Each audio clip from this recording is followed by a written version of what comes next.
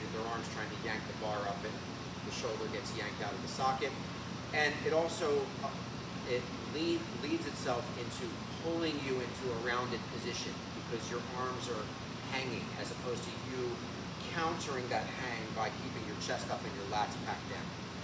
So you'll also hear that little bit of play in the bar. We want to make sure that when we pack our lats down, we pull that slack out of the bar. Inside the cup here where the bar is sitting inside the collar of the plate, gravity has the weight pressed down at the bottom of the collar.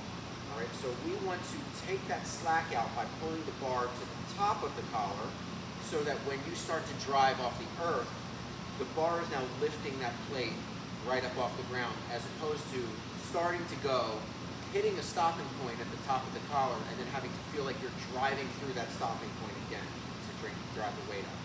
So as I externally rotate, and here, you'll hear, as my lats come down, I'm driving tension up from the sleeve of the bar into the top of the collar so that the weight is ready to go.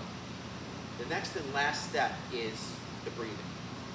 And I do these last few steps all together. I take a deep breath and I brace into my midsection. So if you're wearing a powerlifting belt, you're actually forcing your rib cage from using pressure in your lungs out into the belt. We did another video on diaphragmatic bracing. You may want to go back and look at that one. We can put a link somewhere. So you can click on that and check that video out as well if you're interested. But you want to take a deep breath, fill up the lungs, brace everything, and hold that pressure the entire time through the lift. All of the breathing happens at the bottom. Okay, so you'll take a deep breath and brace.